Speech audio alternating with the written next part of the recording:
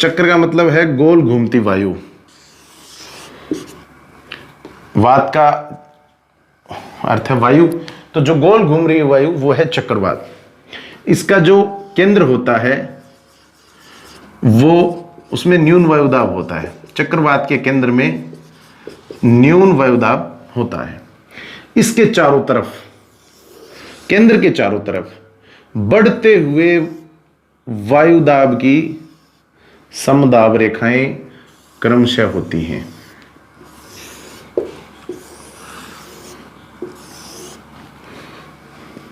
सामान्य रूप से वायु हमेशा उच्च वायु भार से, उच्च वायुदाब से निम्न वायुदाब की तरफ चलती है। तो ये उच्च वायुदाब है और ये निम्न वायुदाब है। तो यहां परिधि की तरफ उच्च वायुदाब है, केंद्र में न्यून वायुदाब है। तो जो वायु है वो परिधि से केंद्र की तरफ चलेगी, परिधि से केंद्र की तरफ चलेगी।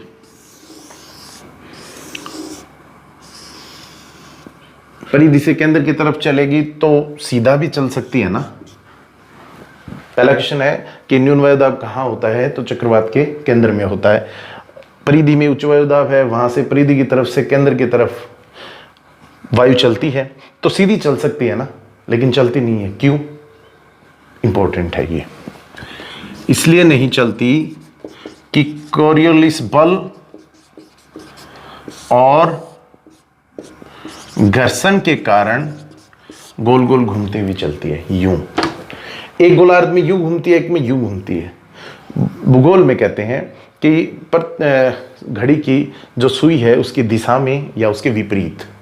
तो देखिए हमारे पास दो गोलार्ध हैं, एक है उत्तरी गोलार्ध, एक है दक्षिणी गोलार्ध। इस कंफ्यूजन को आज हमेशा के लिए दूर करते हैं। उत्तरी गोलार्ध में सबसे पहले क्या है, ऊ, तो उल्टी दिशा, यानी क्या होता है, उत्तरी गोलार्ध में चक्रवात में जो वायु है उसके घूमने की जो दिशा है वो घड़ी की सुई के ठीक विपरीत होगी। तो दक्षिणी गोलार्ध में घड़ी की सुई के अनुकूल होगी। तो इस दिशा से घूमते हुए ये न्यून वायुदाब का जो केंद्र है उसकी तरफ चलते हैं। जहां चक्रवात आते हैं वहां तापमान, आर्द्रता, वायु, जलवायु या जो वायु स्थितियां हैं उनमें परिवर्तन होता है और काफी महत्वपूर्ण परिवर्तन होता है। इसलिए चक्रवात बहुत इंपॉर्टेंट है। इनका चक्रवात का आकार गोलाकार से लेके अंडाकार या वी आकार का इनका आकार होता है। ये बेसिकली दो टाइप के हैं। एक है शीतोष्ण कटिबंधीय चक्रवात, दूसरा है उष्ण कटिबंधीय चक्रवात। शीतोष्ण कटिबंधीय चक्रवात में दो शब्द हैं, एक है शीत और दूसरा है उष्ण। यानी शीतोष्ण कटिबंधीय चक्रवात शीत और उष्ण वायु राशि के मिलने से बनते हैं। अब जो शीत वायु है उसमें और उष्ण वायु है इसमें एक आर्द्र होती है, एक शुष्क होती है। कंफ्यूजन होता है, दूर करिए। स से शीत और स से शुष्क। जो शीत वायु है वो शुष्क है, इस ऊ को नीचे लिखो, आर्द्र बना दो। यानी जो उष्ण वायु है वो आर्द्र है। इन दोनों वायु विपरीत स्वभाव की वायु के मिलने से एक संक्रमण प्रदेश बनता है, उसको हम बोलते हैं वाताग्र। उसको बोलेंगे वाताग्र। ये चार प्रकार के होते हैं वाताग्र। पहला है शीत वाताग्र, दूसरा है उष्ण वाताग्र, तीसरा है अधिविष्ट वाताग्र और चौथा है स्थायी वाताग्र। देखिए एक बेसिक चीज है वो आप सुनिएगा, समझिएगा। ठंडी जो वायु है वो भारी होती है तुलनात्मक रूप से, उष्ण वायु है वो हल्की होती है। तो जो भी वाताग्र बनेंगे हमेशा ऊपर की तरफ हल्की वायु जिसका भार कम होगा वो उठेगी, यानी उष्ण वायु उठेगी। नीचे हमेशा शीत रहेगी। इसको एक दूसरे एग्जाम्पल से समझ सकते हैं। एक 25 किलो का लड़का, एक मैं 1 क्विंटल का हूं, तो वो मेरे सिर पे बैठेगा या मैं उसके सिर पे बैठूंगा। चाहे कोई भी परिस्थिति हो, चाहे प्यार से बैठाओ या गुस्से से उसको उठाओ, दोनों परिस्थितियों में वो कम वजन वाला ही ऊपर आएगा। तो उष्ण वायु ऊपर आएगी, शीत वायु नीचे रहेगी। अब इसका अंतर समझिए।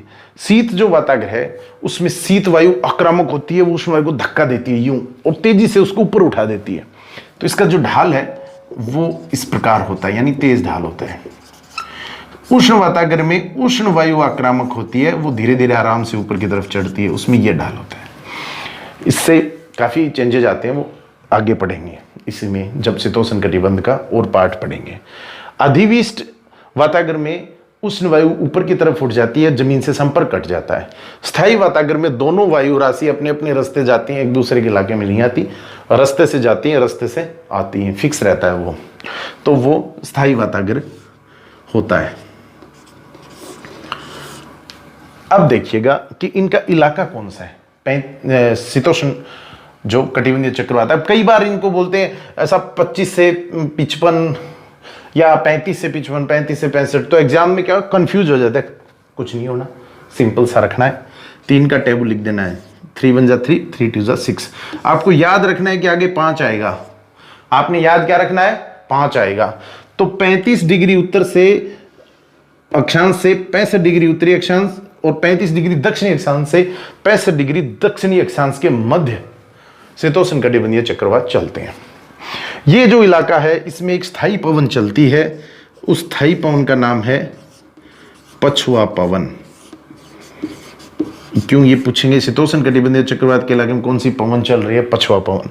इसका क्या इफेक्ट आता है इन पे, पछुआ पवन के साथ साथ उसके प्रभाव से ये पश्चिम से पूर्व की तरफ, पश्चिम से पूर्व की तरफ गति करते हैं। देखिए चक्रवात के टॉपिक में हमने डिसाइड किया है कि कम से कम 3 वीडियो बनाएं, 3 टुकड़ों में बनाएं।